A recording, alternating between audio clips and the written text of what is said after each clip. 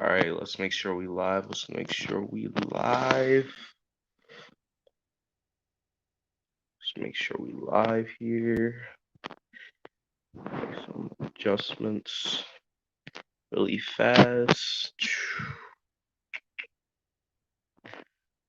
Make sure we live.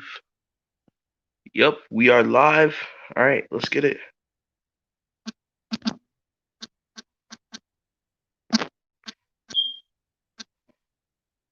All right. Let me see. Quick. All right. If somebody's in the chat, I'm doing something really fast, and then we can get right into this. All right, what's good, y'all? What's good? What's good? What's up?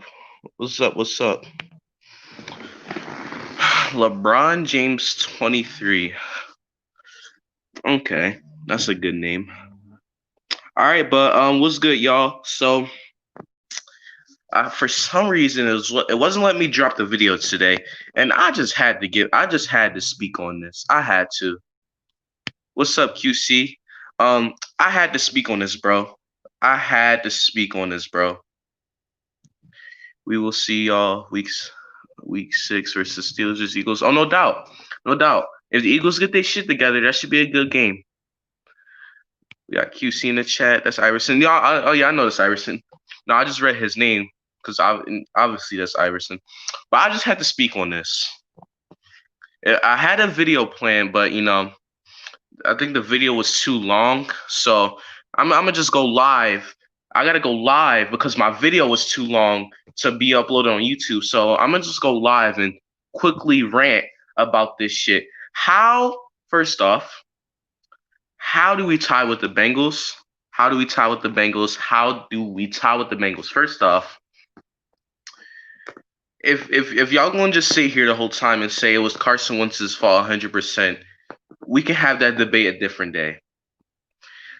But first off, Doug Peterson, you got to take that chance. Why are you punting the ball when you have a field goal to win the game? Instead, you punt and basically accept I'm going to take the tie. And then next week and then tomorrow you say, oh, I regret it. Regret it? You shouldn't have made the decision in the first place. You should have not made the decision in the first place. Now you want to say, oh, I regret it because you're getting heat by Philly fans? If you want to make a decision like that, at least don't change your opinion on it. No, stick with that. Stick with that. Don't say, oh, I regret it. I don't want to hear no damn apology. I don't want to hear I regret it. And then Doug Peterson at his press conference got the nerve today to say, oh, Jason Peters played good. Jason Peters got walked through. A piece of paper and a pencil could have defended the offensive line better than what Jason Peters did. What's up, Private? So you got Doug Peterson has the nerve to tell me that he regrets it now when he should have not made the decision in the first place. If you're an offensive-minded coach, if you're a genius, if you're a great play caller, if you're a good decision maker and you can lead a team, you don't make that decision in the first place. Some of us stay Suns fans no matter what. This falls on Doug Peterson. Yeah, and Carson Wentz. Don't get me wrong, Carson Wentz made 2 interceptions. When I look at this game, it's 3 bad plays Carson Wentz made this game. It's only 3 of them. The missed touchdown to Miles Sanders, the 1 interception, which the first interception, he shouldn't have threw that anyways. He shouldn't have threw it in that area anyways.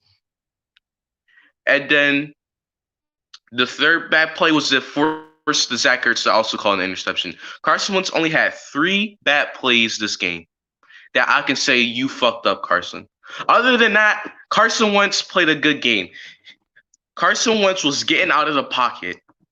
Why? Because Doug Peterson wasn't rolling out of the pocket and letting them. Yo, QC, I'm a Suns fan. Just cheering for LeBron. LeBron don't even play for the Pelicans. I don't get it. Oh, that's tough, QC. But and then Doug Peterson, come on, dude. Like, come on. We all knew Jason Peters. Oh, he didn't want to be out there. He was tired. We all knew he was okay. You didn't have to try to sum it up as he had a minor injury. We all knew Jason Peters was all right. We all knew. You should have just said it. Jason Peters didn't want to play. He got tired out. Jason Peters is an absolute bum. Jason Peters should get cut tomorrow, and I don't care if he comes back. Hall of Famer. Hall of Famer. No doubt. Jason Peters is the Hall of Famer, one of the top left tackles I've seen in Eagles history, probably the best left tackle. But you're 38 years old and you just doing stupid stuff at this point.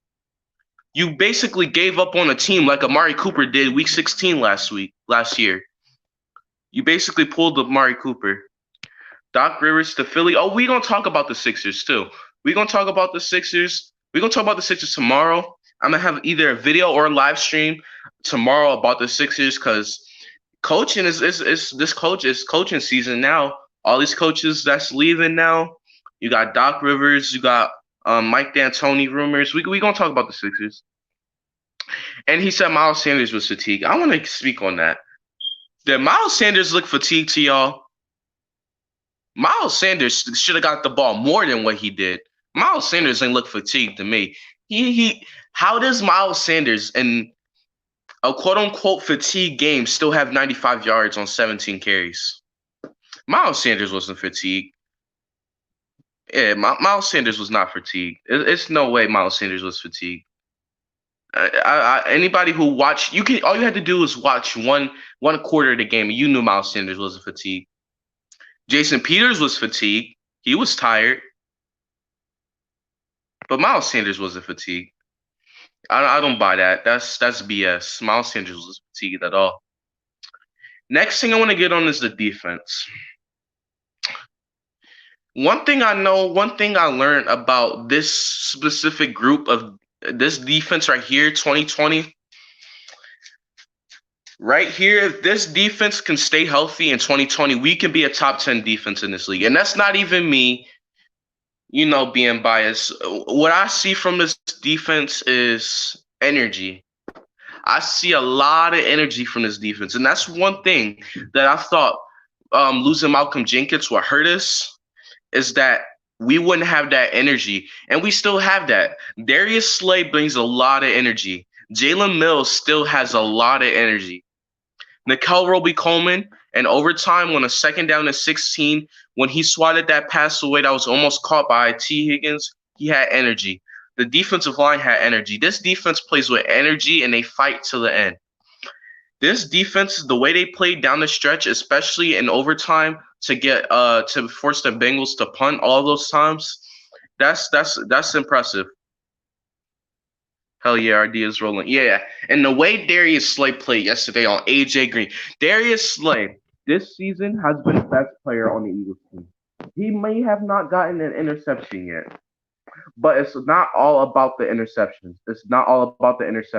Darius Slay against AJ Green allowed him to catch it. Darius Slay against Green allowed for under. Darius Slay did a good job when he was defending those two. The problem now relies on the offense, in my opinion. The problem relies on our offense, and it relies on Doug Peterson. Doug Peterson got to get his head together. Your mic. Can y'all hear me? Yo. We had many chances. No doubt, we had a lot of chances to win the game against Cincinnati. Yeah, I don't think it's you. It seems like everybody else can hear me. Talk to me in the comments. You might have to turn your phone up. But yeah, we had a lot of chances to win against Cincinnati. We did. I said a few plays where I can really say Carson Wentz did horrible. That touchdown to Miles Sanders really hurt me because that would have been the game changer right there. It's about lockdown, and that's what he's done. That's right about Darius Slay.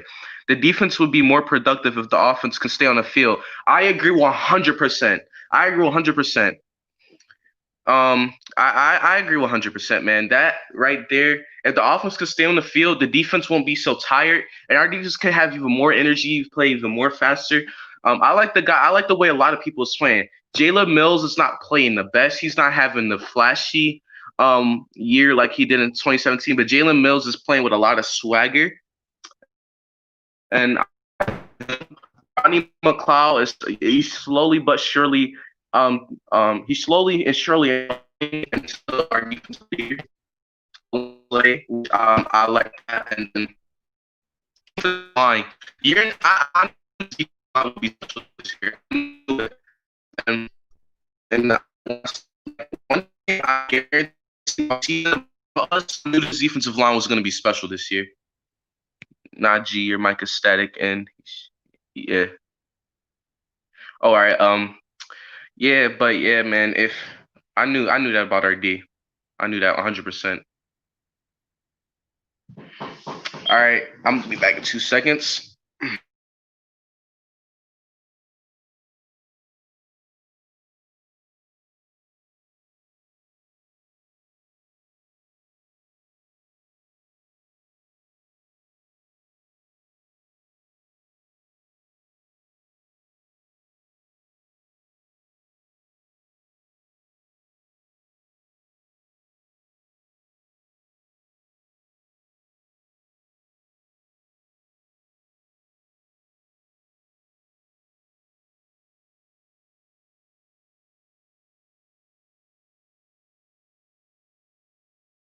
My bad. I had a little bit of interruption, but yeah, that's all I really wanted to come on here and speak about. Really, is all I really wanted to speak about. Really, is that I just wanted to speak about this loss right here. I wanted to speak on that. Um, I feel like this loss, right? Well, not really a loss. It feels like a loss, but I feel like I had to speak on this tie because the type of games you have like this can make or break your season. You can either say, "All right, we're gonna go in, be disciplined," or we can say, "How do we tie the Cincinnati Bengals? We're just gonna lose confidence and all that." But we gonna see. Alex Caruso about to be an NBA champion. What a year 2020. That's crazy. I mean, Alex Caruso not bad. And one thing I respect about Alex Caruso, I'm the type of guy when I watch sports, one thing I look at is hustle and your determination to play. Alex Caruso has that hustle and determination to be a solid role player in this league, and he shows the hustle on defense. And not a lot of people really give credit where credit is due to a lot of these Lakers players. We got LeBron James, we got Anthony Davis, we got Kyle Kuzma and all them boys. But people don't give credit. People like KCP. KCP does not get credit at all. KCP is one of those guys who, he doesn't have the flashy numbers. He doesn't do what you want him to do. But every time he has a shot, he takes it and he makes his shots. Danny Green's a little inconsistent, but he brings it on defense. And that's how Caruso is. Caruso, his determination to be good is really what I respect about Caruso. Mike D'Antoni could be the next Clipper coach. He's saying, "Oh boy, move." I'm telling you, Clippers right now. Every teams know that our offense is our one dimensional. No deep threat and chemistry at the wide out. Oh, no doubt. And when we not having preseason really hurts. Not having preseason really hurts. Our one dimensional offense because we can't really gain chemistry between our wide receivers, and then injuries like Jalen Rager and injuries like that, it really hurts. So I agree with that 100%. And I feel like the Eagles, and I love our tight ends, but we rely too much on them. We depend on the tight ends to save us out of every situation. We look at Zach Ertz or Dallas Goedert, phenomenal players, great players and all, but we can't just lean on them. We gotta give them a break. We gotta, and that's why we drafted a receiver, but he got injured. Alshon Jeffrey is questionable to play. He could play, but I heard that he should be back no later than the Pittsburgh game, Week 5. Them and Greg Ward. Greg Ward is really a guy nobody talks about in private. I know you talk about Greg Ward the most out of any Eagles fan I know. Greg Ward had a good game. He had a hell of a game. Greg Ward, the way he performed out there on that field, taking over the number one receiving spot when Deshaun Jackson went down. Greg Ward does not get any respect in this league, man. And people need to start talking about him, man. Greg Ward is the truth. And how he's to blame for your failure. We talked about this earlier. Heard someone's fucked up. Man, Howie Roseman, man. He. I love Howie. Howie is my guy. He makes some great draft picks, like drafting Fletcher Cox and drafting Zach Ertz, drafting Carson Wentz was a good pick, and Howie made some good decisions. The Derek Barnett pick wasn't horrible. Everybody thought Derek Barnett would be good, which Derek Barnett, it's not the end of the world for Barnett. You know, so Howie made some solid. Howie Wilson, that's my guy. But some picks is he overthinks some picks sometimes. He was just overthinking the Jalen Hurts pick. He thought this was going to be the. I think Howie going into this draft said if Wentz gets injured, his career is over. And him thinking like that, him overthinking it, he didn't have to overthink it. We could have drafted a linebacker. We could have drafted a left tackle. We could have drafted anybody. You know. So Howie, he that's my guy, but he overthinks some picks and some picks he's like, yeah, Howie, you're a genius. When Howie just doesn't thinks about it and scouts, he's a solid GM. Now, one thing Howie does do, he tends to overpay a little bit, just a little bit. He is so underrated. Yeah, man. Private, you talk about Greg Ward the most, and I don't think he just need more respect. Sanders. Yeah, bro. Yeah, but man, Howie's my guy, man. I like Howie, but you know, Howie just stop overthinking it, And Howie, he got a big year ahead of him. This is the year, this up and coming off season, and I know it's only week 3, but this is the year right here where he's gonna have to Howie Roseman's gonna have to get rid of some of these contracts. Sean Jackson, Alshon Jeffrey, and etc. But I just wanted to get on here and talk about that, talk about the Eagles loss, chat it up with y'all, and see what y'all think about it. Um, but yeah, I'm about to watch this Monday Night Football game, Chiefs and Ravens, man, possible game of the year contender. So make sure y'all hit that like button before y'all leave today's live chat. If you're new to the channel, hit the subscribe button. And like I said, I just wanted to come on here and talk about this Eagles tie, even though it feels like a loss. I just want to talk about this Eagles tie real quick. See what y'all think about it. Talk about Doug Peterson's press conference and some other things. We chatted up about NBA. I'm gonna have some NBA content coming because coaching now, boy. I know what y'all heard what happened to Doc Rivers now, so coaching is wide open for the Sixers coaching job. But I'm gonna hit y'all up later. Like I said, hit the like button on the way out. It's your boy MG Nas, the underrated story continues, and I'm out. Peace.